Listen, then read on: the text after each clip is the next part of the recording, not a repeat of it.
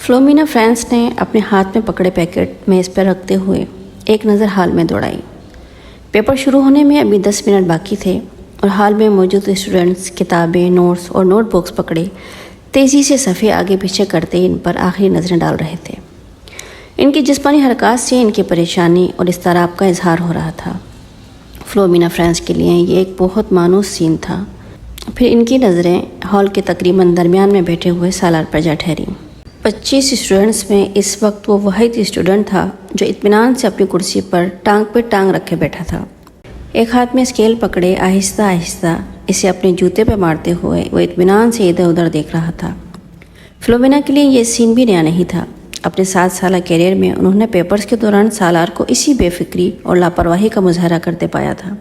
9:02 پر انہوں نے سالار کے پاس سے گزرتے ہوئے اسے MCQs پر مبنی آبجیکٹیو پیپر تھمایا۔ 30 منٹ بعد اسے وہ پیپر ان سے لے لینا تھا۔ 9:10 پر انہوں نے سالار کو اپنی کرسی سے کھڑے ہوتے دیکھا۔ اس کے کھڑے ہوتے ہی ہال میں اس کے پیچھے موجود تمام اسٹوڈنٹ نے سر اٹھا کر اسے دیکھا۔ وہ پیپر ہاتھ میں لیے فلومینا فرانس کی طرف جا رہا تھا۔ فلومینا فرانس کے لیے یہ بھی نیا سین نہیں تھا۔ وہ پہلے بھی یہی کچھ دیکھتی آئی تھی۔ 30 منٹ میں حل کیا جانے والا پیپر وہ 8 منٹ میں حل کر کے ان کے سر پہ کھڑا تھا۔ پیپر کو دوبارہ دیکھ لو۔ انہوں نے یہ جملہ اس سے نہیں کہا۔ وہ جانتی تھیں کہ اس کا جواب کیا ہوگا۔ میں دیکھ چکا ہوں۔ وہ اگر اسے ایک بار پھر پیپر دیکھنے پہ مجبور کرتی تو وہ ہمیشہ کی طرح پیپرز لے جا کر اپنی کرسی کے ہتھے پر رکھ کر بازو سینے پہ لپیٹ کے بیٹھ جاتا۔ انہیں یاد نہیں کہ کبھی اس نے ان کے کہنے پر پیپر کو دوبارہ چیک کیا ہو، اور وہ یہ تسلیم کرتی تھی کہ اسے اس کی ضرورت بھی نہیں تھی۔ اس کے پیپر میں کسی ایک بھی غلطی کو ڈھونڈنا بہت مشکل کام تھا۔ انہوں نے ایک ہلکی سی مسکراہٹ کے ساتھ اس کے ہاتھ سے پیپر پکڑ لیا۔ تم جانتے ہو سالار، میری زندگی کی سب سے بڑی تمنا کیا ہے؟ انہوں نے پیپر پر نظر ڈالتے ہوئے کہا کہ میں تمہیں 30 منٹ کا پیپر 30 منٹ کے بعد سبمٹ کرواتے ہوئے دیکھوں۔ وہ ان کی بات پہ خفیف سے انداز میں مسکرایا۔ آپ کی یہ خواہش اس صورت میں پوری ہو سکتی ہے میم، اگر یہ پیپر میں 150 سال کی عمر میں حل کرنے بیٹھوں۔ نہیں، میرا خیال ہے کہ 150 سال کی عمر میں تم یہ پیپر 10 منٹ میں کرو گے۔ اس بار وہ ہنسا اور واپس مڑ گیا۔ فلومینا فرانس نے ایک نظر اس کے پیپر کے صفحات کو الٹ پلٹ کر دیکھا۔ ایک سرسری سی نظر بھی انہیں یہ بتانے کے لیے کافی تھی کہ وہ اس پیپر میں کتنے نمبر کمائے گا۔ 0۔ سلما نے اپنی بیٹی کے ہاتھوں میں گفٹ پیپر میں لپٹے ہوئے پیکٹ کو حیرانی سے دیکھا۔ یہ کیا ہے امامہ؟ تم تو مارکیٹ گئی تھی، شاید کچھ کتابیں لینی تھی تمہیں؟ ہاں امی، مجھے کتابیں ہی لینی تھی، مگر کسی کو تحفے میں دینے کے لیے۔ کس کو تحفہ دینا ہے؟ وہ لاہور میں ایک دوست ہے میری، اس کی سالگرہ ہے، اسی کے لیے خریدا ہے۔ کوریئر سروس کے ذریعے بھجوا دوں گی، چونکہ مجھے تو ابھی یہاں رہنا ہے۔ لاؤ پھر مجھے دے دو یہ پیکٹ، میں وسیم کو دے دوں گی، وہ بھجوا دے گا۔ نہیں امی، میں ابھی نہیں بھجواؤں گی، ابھی اس کی سالگرہ کی تاریخ نہیں آئی۔ سلما کو لگا جیسے وہ یکدم گھبرا گئی ہو۔ انہیں حیرانی ہوئی، کیا یہ گھبرانے والی بات تھی؟ 3 سال پہلے امامہ کی وجہ سے انہیں بہت زیادہ پریشانی کا سامنا کرنا پڑا، انہیں اور ان کے شوہر ہاشم کو۔ تب وہ اپنی بیٹی کے بارے میں بہت فکر مند تھی، اور ہاشم ان سے زیادہ۔ مگر پچھلے 3 سال میں سب کچھ ٹھیک ہو گیا تھا۔ وہ دونوں اب اس کی طرف سے مکمل طور پر مطمئن تھے، خاص طور پہ اسجد سے اس کی نسبت طے کر کے۔ وہ جانتی تھیں کہ امامہ اسجد کو پسند کرتی ہے، اور صرف وہی نہیں، اسجد کو کوئی بھی پسند کر سکتا ہے۔ وہ ہر لحاظ سے ایک اچھا لڑکا تھا۔ وہ یہ بھی جانتی تھی کہ وہ اسجد سے نسبت طے ہونے پر بہت خوش ہوئی تھی۔ اسجد اور اس کے درمیان پہلے بھی خاصی بے تکلفی اور دوستی تھی، مگر بعض دفعہ انہیں لگتا جیسے وہ وقت گزرنے کے ساتھ ساتھ بہت چپ ہوتی جا رہی ہے۔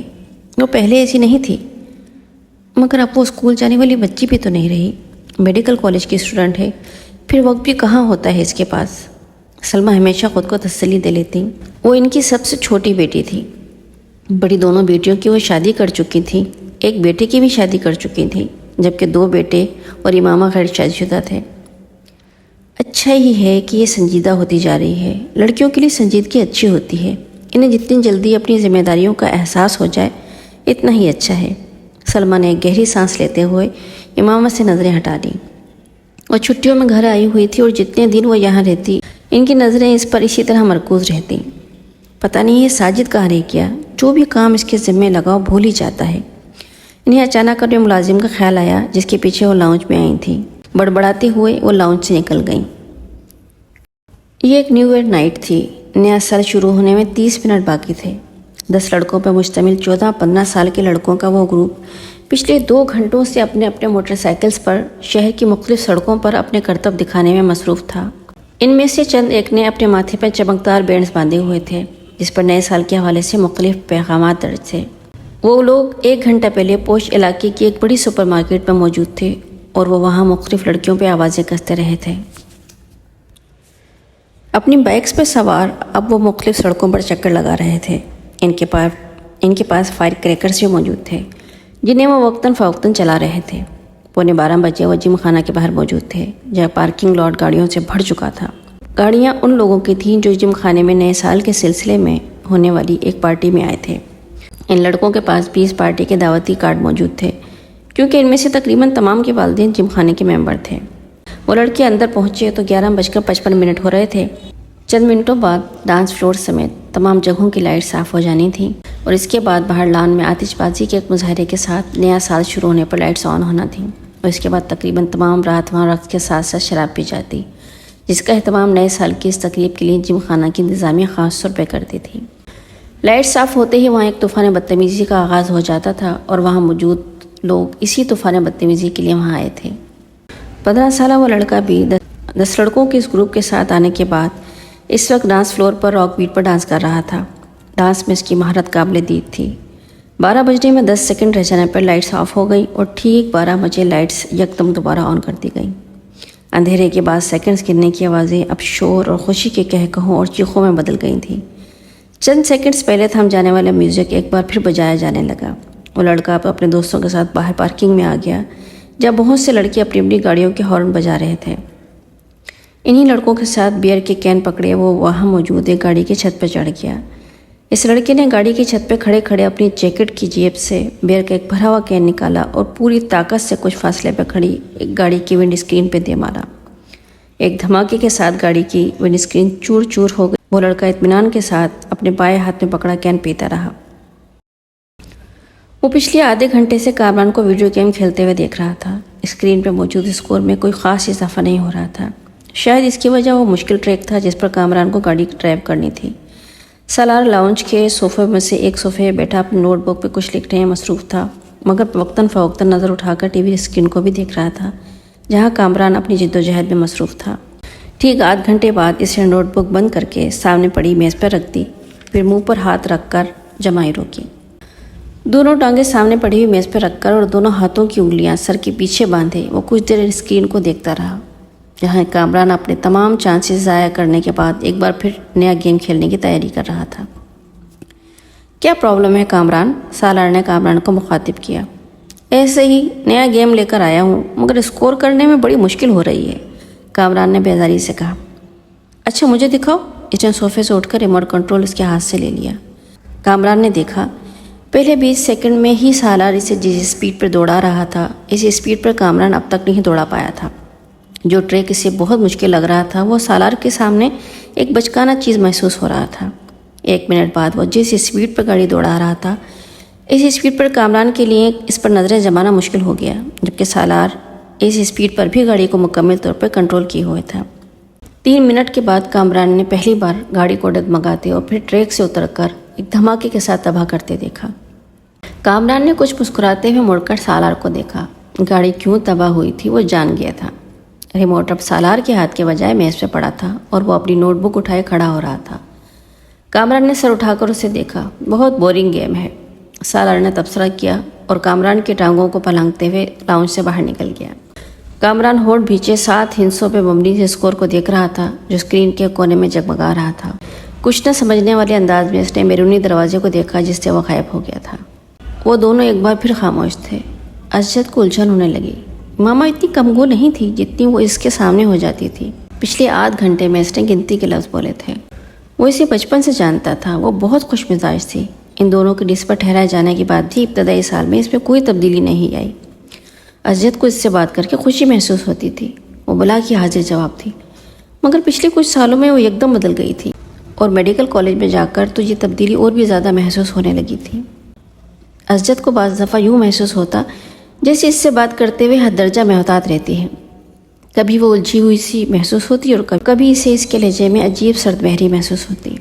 اسے لگتا وہ جلد از جلد اس سے چھٹکارا پا کر کے پاس سے اٹھ کر چلی جانا چاہتی ہے۔ اس وقت بھی وہ ایسا ہی محسوس کر رہا تھا۔ میں کئی بار سوچتا ہوں کہ میں خواہ ہی تمہارے لیے یہاں آنے کا تردد کرتا ہوں۔ تمہیں تو اس سے کوئی فرق نہیں پڑتا ہوگا کہ میں آؤں یا نہ آؤں، عزت نے گہری سانس لے کر کہا۔ وہ اس کے بالمقابل لان چیئر پہ بیٹھی دور باؤنڈری وال پہ چڑھی ہوئی بیل کو گھور رہی تھی۔ عزت کی شکایت پر اس نے گردن ہلائے بغیر اپنی نظریں بیل سے ہٹا کر عزت پہ مرکوز کر دیں۔ عزت نے سوالیہ نظروں سے اسے دیکھا مگر وہ خاموش رہی، تو اس نے اپنے لفظوں میں کچھ رد و بدل کے ساتھ اپنا سوال دہرایا۔ تمہیں میرے نہ آنے سے کوئی فرق نہیں پڑے گا ماما؟ کیوں ٹھیک کہہ رہا ہوں میں؟ اب میں کیا کہہ سکتی ہوں اس پر؟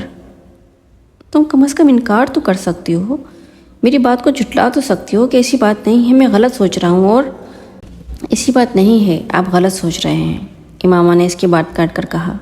اس کا لہجہ اب بھی اتنا ہی ٹھنڈا اور چہرہ اتنا ہی بے تاثر تھا جتنا پہلے تھا۔ عزت ایک ٹھنڈی سانس لے کے رہ گیا۔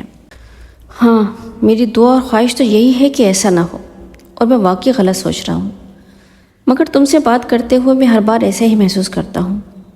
کس بات سے آپ ایسا محسوس کرتے ہیں؟ اس بار پہلی بار عزت کو اس کی آواز میں کچھ ناراضی جھلکتی ہوئی محسوس ہوئی۔ بہت سی باتوں سے۔ تم میری کسی بات کا ڈھنگ سے جواب ہی نہیں دیتی، حالانکہ میں آپ کی ہر بات کا ڈھنگ سے جواب دینے کی بھرپور کوشش کرتی ہوں، لیکن اب اگر آپ کو میرے جواب پسند ہی نہ آئے تو میں کیا کر سکتی ہوں؟ عزت کو اس بار بات کرتے ہوئے کچھ مزید خفا محسوس ہوئی۔ میں نے یہ کب کہا کہ مجھے تمہارے جواب پسند نہیں ہیں؟ میں تو صرف یہ کہہ رہا تھا کہ میری ہر بات کے جواب میں تمہارے پاس ہاں اور نہیں کے علاوہ کچھ نہیں ہوتا۔ بعض دفعہ تو مجھے یہ لگتا ہے کہ میں اپنے آپ سے بات کر رہا ہوں۔ اگر آپ مجھ سے یہ پوچھیں گے کہ تم ٹھیک ہو تو میں اس کا جواب ہاں یا نہیں میں ہی دوں گی۔ ہاں اور نہیں کے علاوہ اس سوال کا جواب کسی تقریر سے دیا جا سکتا ہے تو آپ مجھے وہ دے دیں، میں وہ کر دوں گی۔ وہ بالکل سنجیدہ تھی۔ ہاں اور نہیں کے ساتھ بھی کچھ کہا جا سکتا ہے، اور کچھ نہیں تو تم میرا حال ہی پوچھ سکتی ہو۔ میں آپ کا حل کیا پوچھوں؟ ظاہر ہے اگر آپ میرے گھر آئے ہیں اور میرے سامنے بیٹھے ہیں، مجھ سے باتیں کر رہے ہیں تو اس کا واضح مطلب تو یہی ہے کہ آپ ٹھیک ہیں، ورنہ آپ اس وقت اپنے گھر اپنے بستر پہ پڑے ہوتے۔ یہ فارمیلٹی ہوتی ہے ماما۔ ارے آپ جانتے ہیں میں فارمیلٹیز پہ یقین نہیں رکھتی۔ آپ ہی مجھ سے میرا حال نہ پوچھا کریں، میں بالکل مائنڈ نہیں کروں گی۔ عزت جیسے لاجواب ہو گیا۔ ٹھیک ہے، فارمیلٹیز کو چھوڑو، بندہ کوئی اور بات کر لیتا ہے، کچھ ڈسکس کر لیتا ہے، اپنی مصروفیت کے بارے میں ہی کچھ بتا دیتا ہے۔ عزت میں آپ سے کیا ڈسکس کروں؟ آپ بزنس کرتے ہیں، میں میڈیکل کی اسٹوڈنٹ ہوں، میں آپ سے کیا پوچھوں؟ اسٹاک مارکیٹ کی پوزیشن ٹرینڈ بلش تھا یا بیئرش؟ انڈیکس میں کتنے پوائنٹ کا اضافہ ہوا؟ یا اگلی کنسائنمنٹ کہاں بھیج رہے ہیں؟ اس بار گورنمنٹ نے آپ کو کتنی ریبیٹ دی؟ اس کا لہجہ اب بھی اتنا سرد تھا۔ یا آپ سے اناٹمی ڈسکس کروں، کون سے عوامل انسان کے جگر کو متاثر کر سکتے ہیں؟ بائی پاس سرجری میں اس سال کون سی نئی تکنیک استعمال کی گئی؟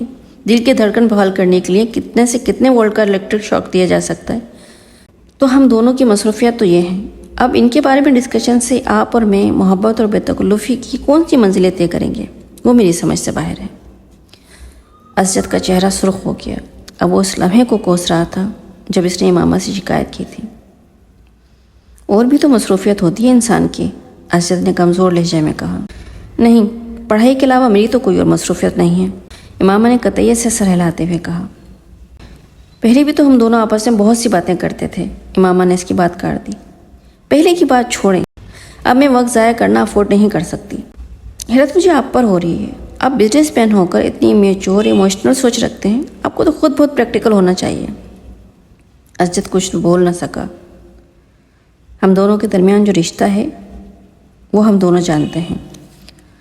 اب اگر آپ میری پریکٹیکل اپروچ کو بے التفاتی، بے نیازی، ناراضی سمجھیں تو میں کیا کر سکتی ہوں؟ میں آپ کے ساتھ یہاں بیٹھی ہوں تو اس کا مطلب یہی ہے کہ میں اس رشتے کو اہمیت دیتی ہوں، ورنہ کوئی اجنبی تو اس طرح یہاں آ کے میرے ساتھ بیٹھ کے چائے نہیں پی سکتا۔ وہ ایک لمحے کے لیے رکی۔ اور جہاں تک اس بات کا تعلق ہے کہ آپ کے آنے یا نہ آنے سے مجھے کوئی فرق پڑے گا یا نہیں، حقیقت یہ ہے کہ ہم دونوں بہت ہی مصروف رہتے ہیں۔ ہم ماڈرن ایج کی پیداوار ہیں، نہ میں کوئی ہیر ہوں کہ آپ کے لیے گھی کی چوری لے جا کر گھنٹوں آپ کی بانسری سنتی رہوں، نہ ہی آپ رانچے کے قبیل سے تعلق رکھتے ہیں کہ میرے لیے گھنٹوں یا فریضہ سر انجام دیں۔ سچ یہی ہے کہ فرق واقعی نہیں پڑتا کہ ہم دونوں ملیں یا نہ ملیں، باتیں کریں یا نہ کریں، ہمارا رشتہ وہی رہے گا جو اب ہے۔ یا آپ کو لگتا ہے اس میں کوئی تبدیلی آ سکتی ہے؟ اگر اسجد کے ماتھے پہ پسینہ نہیں آیا تھا تو اس کی واحد وجہ دسمبر کا مہینہ تھا۔ ان دونوں کی عمر میں 8 سال کا فرق تھا، مگر اس وقت پہلی بار اسجد کو یہ فرق 18 سال کا محسوس ہو رہا تھا۔ وہ اسے اپنے سے 18 سال بڑی لگی تھی۔ 2 ہفتہ پہلے وہ 19 سال کی ہوئی تھی، مگر اس وقت اسجد کو لگ رہا تھا جیسے وہ ٹین ایج سے سیدھی ادھیڑ عمری میں چلی گئی تھی، اور وہ خود ایک بار پھر پری ٹین میں آ گیا تھا۔ وہ اس کے بالمقابل ٹانگ پہ ٹانگ رکھے اسجد کے چہرے پہ نظریں جمائے اسی بے تاثر انداز میں اس کے جواب کے منتظر تھی۔ اسجد نے کرسی کے ہتھے پہ ٹکے اس کے ہاتھ میں منگنی کی انگوٹھی کو دیکھا اور کھنکھار کر اپنا گلا صاف کرنے کی کوشش کی۔ تم بالکل ٹھیک کہہ رہی ہو، میں صرف اس لیے ڈسکشن کی بات کر رہا تھا کہ ہمارے درمیان انڈرسٹینڈنگ ڈیولپ ہو سکے۔ اسجد، میں آپ کو بہت اچھی طرح سمجھتی اور جانتی ہوں، اور یہ جان کر مجھے افسوس ہوا کہ آپ سمجھتے ہیں کہ ہمارے درمیان ابھی بھی کسی انڈرسٹینڈنگ کو ڈیولپ کرنے کی ضرورت ہے۔ میرا خیال تھا کہ ہم دونوں کے درمیان اچھی خاصی انڈرسٹینڈنگ ہے۔ وہ اسجد کا دل نہیں تھا، اسجد نے اعتراف کیا۔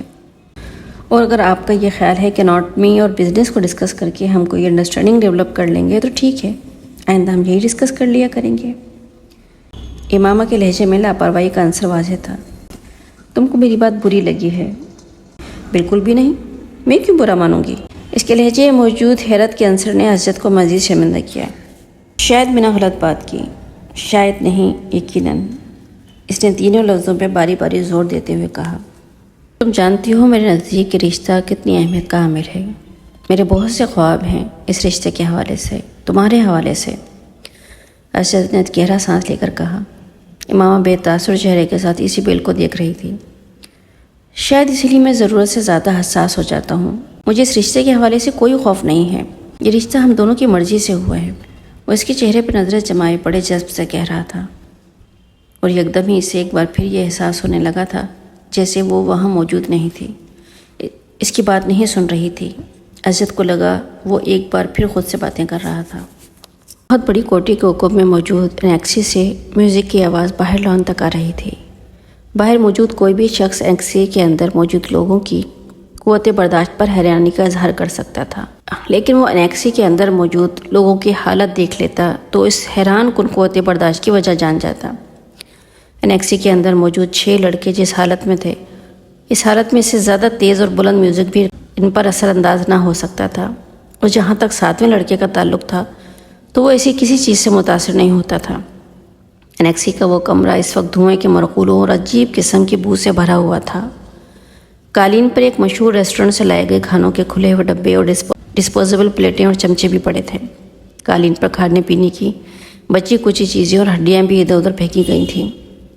سافٹ ڈرنک کی پلاسٹک کی بوتلیں بھی ادھر ادھر لڑک رہی تھیں۔ کیچپ کی بوتلوں سے نکلنے والی کیچپ قالین کو کچھ اور بدنما بنا رہی تھی۔ وہ 7 لڑکے اسی قالین پر ایک دوسرے سے کچھ فاصلے پہ براجمان تھے۔ ان کے سامنے قالین پر بیئر کے خالی کینز کا ایک ڈھیر بھی لگا ہوا تھا، اور تفریح کا یہ سلسلہ وہیں تک نہیں رکا تھا۔ اس وقت وہ ان ڈرگز کو استعمال کرنے میں مصروف تھے جن کا انتظام ان میں سے ایک نے کیا تھا۔ پچھلے 2 ماہ میں وہ تیسری بار اس ایڈونچر کے لیے اکٹھے ہوئے تھے، اور ان 3 مواقعوں پر وہ 4 مختلف قسم کے ڈرگز استعمال کر چکے تھے۔ پہلی بار انہوں نے وہ ڈرگ استعمال کی تھی جو ان میں سے ایک کو اپنے باپ کی دراز سے ملی تھی۔ دوسری بار انہوں نے جو ڈرگ استعمال کی تھی وہ انہوں نے اپنے ایک اسکول فیلو کے توسط سے اسلام آباد کے ایک کلب سے خریدی تھی، اور اس بار جو ڈرگ استعمال کر رہے تھے ٹرپ پر راولپنڈی کی ایک مارکیٹ میں ایک اخوان سے خریدی تھی۔ تینوں مواقعوں پر انہوں نے ان ڈرگ کے ساتھ الکوہل کا استعمال کیا تھا جس کا حصول ان کے لیے مشکل نہیں تھا۔ اس وقت بھی ان 7 لڑکوں میں سے 6 لڑکے پوری طرح نشے میں تھے۔ ان میں سے ایک ابھی بھی کانپتے ہاتھوں کے ساتھ ڈرگ کو سونگھنے کی کوشش کر رہا تھا، جبکہ 2 لڑکے سگریٹ پیتے ہوئے باقی لڑکوں کے ساتھ ٹوٹی پھوٹی گفتگو کر رہے تھے۔ صرف 7واں لڑکا مکمل طور پہ ہوش میں تھا۔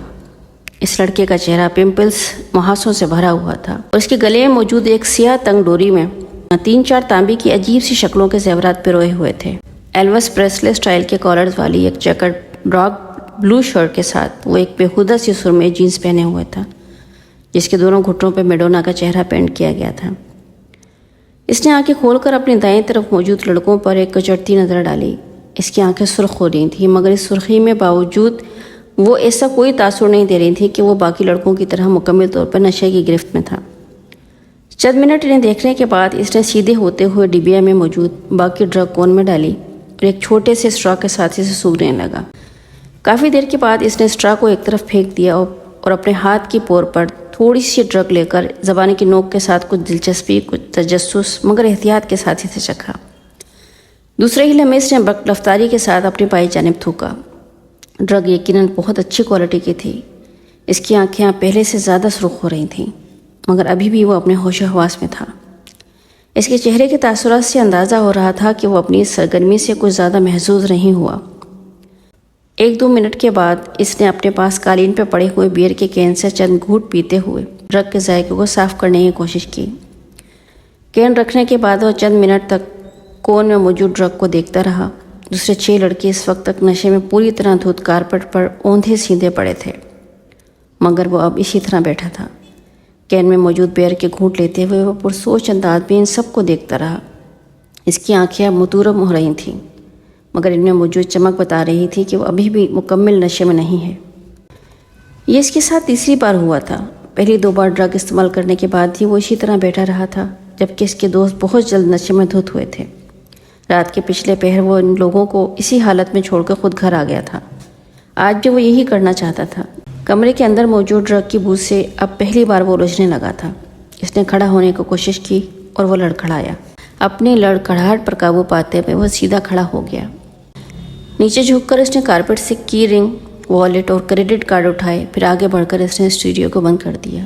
اپنی محترم اور سرخ آنکھوں سے اس نے کمرے میں ایک نظر دوڑائی، یوں جیسے کوئی چیز یاد کرنے کی کوشش کر رہا ہو، اور وہ پھر کمرے کے دروازے کی طرف بڑھ گیا۔ ایک بار پھر نیچے بیٹھ کر اس نے جاگرز پہنے اور ان کے تسموں کو ٹخنوں کے گرد لپیٹ کر گرہ باندھی، پھر دروازے کا لاک کھول کر باہر نکل گیا۔ روشنی سے یکدم وہ کوریڈور کی تاریکی میں آ گیا تھا۔ تاریکی میں اپنا راستہ ڈھونڈتے ہوئے وہ انیکسی کے بیرونی دروازے کو کھولتا ہوا باہر لائن میں آ گیا تھا۔ انیکسی کی سیڑھیاں اترتے ہوئے اسے اپنی ناک سے کوئی چیز بہتی ہوئی محسوس ہوئی۔ بایاں ہاتھ اٹھا کر اس نے اپنے اوپری ہونٹ پہ رکھا، اس کی انگلیاں چپچپانے لگیں۔ اس نے ہاتھ اٹھاتے ہوئے اپنی انگلیوں کو انیکسی کی بیرونی لائٹ کی روشنی میں دیکھا۔ اس کی پوروں پہ خون کے قطرے لگے ہوئے تھے۔ اس نے اپنی ٹراؤزر کی جیب ٹٹولتے ہوئے اندر سے ایک رومال برآمد کیا اور اپنی پوروں پہ لگا ہوا خون صاف کیا۔ اس کے بعد اسی رومال کے ساتھ اس نے اپنی ناک سے ٹپکنے والا خون صاف کیا۔ اسے اپنے حلق میں کوئی چیز چپتی ہوئی محسوس ہوئی۔ اس نے کھنکار کر اپنا گلا صاف کرنے کی کوشش کی۔ اسے اب اپنے سینے میں بھی گھٹن کا احساس ہونے لگا۔ چند گہرے سانس لے کر اس نے اس گھٹن کو کم کرنے کی کوشش کی۔ وہیں کھڑے کھڑے اس نے 2-3 بار نیچے تھوکا اور ایک بار پھر سیڑھیاں اترنے کے لیے قدم بڑھائے۔ وہ یکدم ٹھٹک گیا۔ اس کے ناک میں عجیب سی سنسناہٹ ہوئی اور پھر یکدم کوئی چیز پوری قوت سے بہنے لگی۔ وہ بے اختیار کمر کے بل جھک گیا۔ ایک دھار کی صورت میں اس کی ناک سے نکلنے والا خون سیڑھیوں پہ گرنے لگا، ماربل پر پھیلتا خون۔ وہ اسے دیکھتا رہا۔ گولف کلب میں تقریب تقسیم انعامات منعقد کی جا رہی تھی۔ 16 سالہ سالار سکندر بھی انڈر 16 کی کیٹیگری میں 7 انڈر پار کے اسکور کے ساتھ پہلی پوزیشن کی ٹرافی وصول کرنے کے لیے موجود تھا۔ سکندر عثمان نے سالار سکندر کا نام پکارے جانے پر تالیاں بجاتے ہوئے اس ٹرافی کیبنٹ کے بارے میں سوچا، جس میں اس سال انہیں کچھ مزید تبدیلیاں کروانی پڑیں گی۔ سالار کو ملنے والی شیلڈز اور ٹرافیز کی تعداد اس سال بھی پچھلے سالوں جیسی ہی تھی۔ ان کے تمام بچے ہی پڑھائی میں بہت اچھے تھے، مگر سالار سکندر باقی سب سے مختلف تھا۔ ٹرافیز، شیلڈ اور سرٹیفکیٹس کے معاملے میں وہ سکندر عثمان کے باقی بچوں سے بہت آگے تھا۔ 150 IQ لیول کے حامل اس بچے کا مقابلہ کرنا ان میں سے کسی کے لیے ممکن تھا بھی نہیں۔ فخری انداز میں تالیاں بجاتے ہوئے سکندر عثمان نے دائیں طرف بیٹھی ہوئی اپنی بیوی سے سرگوشی میں کہا، یہ گولف میں اس کی 13ویں اور اس سال کی 4تھی ٹرافی ہے۔ ہر چیز کا حساب رکھتے ہو تم؟ اس کی بیوی نے مسکراتے ہوئے جیسے قدرے ستائشی انداز میں اپنے شوہر سے کہا، جس کی نظریں اس وقت مہمان خصوصی سے ٹرافی وصول کرتے ہوئے سالار پہ مرکوز تھیں۔ صرف گولف کا؟ اور کیوں؟ وہ تم اچھی طرح جانتی ہو۔ سکندر عثمان نے اپنی بیوی کو دیکھا، جو اب سیٹ کی طرف جاتے ہوئے سالار کو دیکھ رہی تھی۔ آئی بیٹ اگر یہ اس وقت اس مقابلے میں شرکت کرنے والے پروفیشنل کھلاڑیوں کے ساتھ کھیل رہا ہوتا تو بھی اس وقت اس کے ہاتھ میں یہی ٹرافی ہوتی۔ سکندر عثمان نے بیٹے کو دور سے دیکھتے ہوئے کچھ فخری انداز میں دعویٰ کیا۔ سالار اب اپنی سیٹ کے اطراف میں موجود دوسری سیٹوں پہ موجود دوسرے انعامات حاصل کرنے والوں سے ہاتھ ملانے میں مصروف تھا۔ ان کی بیوی کو سکندر عثمان کے دعوے پہ کوئی حیرانی نہیں ہوئی تھی، کیونکہ وہ جانتی تھیں کہ سالار کے بارے میں یہ ایک باپ کا جذباتی جملہ نہیں تھا، وہ واقعی اتنا غیر معمولی تھا۔ اسے 2 ہفتے پہلے اپنے بھائی زبیر کے ساتھ اسی گولف کورس میں 18 ہول پہ کھیلا جانے والا گولف کا میچ یاد آیا۔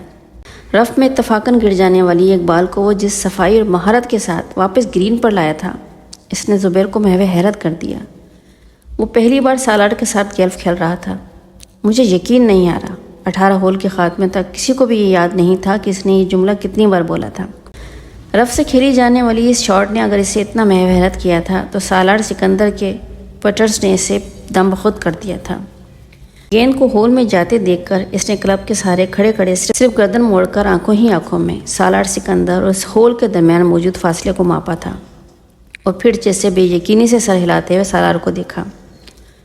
آج سالار صاحب اچھا نہیں کھیل رہے۔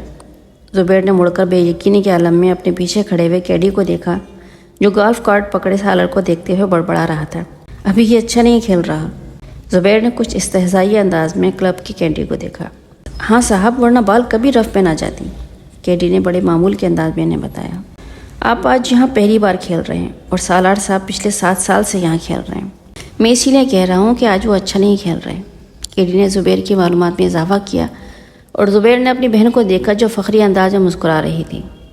اگلی بار میں پوری تیاری کے ساتھ آؤں گا، اور اگلی بار کھیل کی جگہ کا انتخاب بھی میں کروں گا، زبیر نے کچھ خفت کے عالم میں اپنی بہن کے ساتھ سالار کی طرف جاتے ہوئے کہا۔ اینی ٹائم اینی پلیس، کسی بھی وقت کسی بھی جگہ، انہوں نے اپنے بیٹی کی طرف سے اپنے بھائی کو پورے اعتماد انداز میں چیلنج کرتے ہوئے کہا۔ میں تمہیں اس ویکینڈ پہ ٹی او ڈی اے کے ساتھ کراچی بلوانا چاہتا ہوں، انہوں نے سالار کے قریب پہنچ کر ہلکے پھلکے انداز میں کہا۔ سالار مسکرایا۔ کس لیے؟ میرے بیہاف پر تمہیں کراچی چیمبر آف کامرس کے صدر کے ساتھ ایک میچ کھیلنا ہے۔ میں اس بار الیکشن میں اس سے ہارا ہوں، مگر وہ اگر کسی سے گولف کا میچ ہار گیا تو اسے ہارٹ اٹیک ہو جائے گا، اور وہ بھی ایک بچے کے ہاتھوں۔ So let's settle the scores. وہ اپنے بھائی کی بات پر ہنسی تھی، مگر سالار کے ماتھے پہ چند بل نمودار ہو گئے تھے۔ بچہ؟ اس نے ان کے جملے میں موجود واحد قابل اعتراض لفظ پہ زور دیتے ہوئے اسے دہرایا۔ میرا خیال ہے انکل، مجھے کل آپ کے ساتھ 18 ہولز کا ایک اور گیم کھیلنا پڑے گا۔ اسجد دروازہ کھول کر اپنی ماں کے کمرے میں داخل ہوا۔ امی، آپ سے ایک ضروری بات کرنی ہے۔ ہاں کہو، کیا بات ہے؟ اسجد صوفے پر بیٹھ گیا۔ آپ ہاشم انکل کی طرف نہیں گئیں؟ نہیں۔ کیوں، کوئی خاص بات ہے؟ ہاں، امامہ اس ویکینڈ پر آئی ہوئی ہے۔ اچھا، آج شام کو چلیں گے؟ تم گئے تھے وہاں؟ شکیلہ نے مسکراتے ہوئے کہا۔ ہاں، میں گیا تھا۔ کیسی ہے وہ؟ اس بار تو خاصے عرصے بعد آئی، شکیلہ کو یاد آیا۔ ہاں، 2 ماہ کے بعد۔ شکیلہ کو اسجد کچھ الجھا ہوا لگا۔ کوئی مسئلہ ہے؟ امی، مجھے امامہ پچھلے کچھ عرصے سے بہت بدلی لگ رہی ہے، اس نے ایک گہرا سانس لیتے ہوئے کہا۔ بدلی؟ کیا مطلب؟ مطلب تو میں شاید آپ کو نہیں سمجھا سکتا، بس اس کا رویہ میرے ساتھ کچھ عجیب سا ہے، اسجد نے کندھے اچکاتے ہوئے کہا۔ آج تو ایک معمولی سی بات پہ ناراض ہو گئی، پہلے جیسی کوئی بات ہی نہیں رہی اس میں سمجھ نہیں پا رہا کہ اسے ہوا کیا ہے۔ تمہیں وہم ہو گیا ہوگا اسجد، اس کا رویہ کیوں بدلنے لگا؟ تم کچھ زیادہ ہی جذباتی ہو کے سوچ رہے ہو، شکیلہ نے اسے حیرانی سے دیکھا۔ نہیں امی، پہلے میں بھی یہی سمجھ رہا تھا کہ شاید مجھے وہم ہو گیا ہے، لیکن اب خاص طور پہ آج مجھے اپنے یہ احساسات صرف وہم نہیں لگے ہیں۔ وہ بہت اکھڑے سے انداز میں بات کرتی رہی مجھ سے۔ تمہارا کیا خیال ہے، اس کا رویہ کیوں بدل گیا ہے؟ شکیلہ نے برش میز پہ رکھتے ہوئے کہا۔ یہ تو مجھے نہیں پتا، تم نے پوچھا اس سے؟ ایک بار نہیں، کئی بار۔ پھر؟ ہر بار آپ کی طرح وہ بھی یہی کہتی ہے کہ مجھے غلط فہمی ہوئی ہے، اس نے کندھے اچکاتے ہوئے کہا۔ کبھی وہ کہتی ہے اسٹڈیز کی وجہ سے ایسا ہے، کبھی کہتی ہے کہ وہ میچور ہو گئی ہے اس لیے۔ یہ ایسی کوئی غلط بات تو نہیں ہے، ہو سکتا ہے واقعی یہ بات ہو، شکیلہ نے کچھ سوچتے ہوئے کہا۔ امی، بات سنجیدگی کی نہیں ہے، مجھے لگتا ہے وہ مجھ سے کترانے لگی ہے، اسجد نے کہا۔ تم فضول باتیں کر رہے ہو اسجد، میں نہیں سمجھتی کہ ایسی کوئی بات ہوگی۔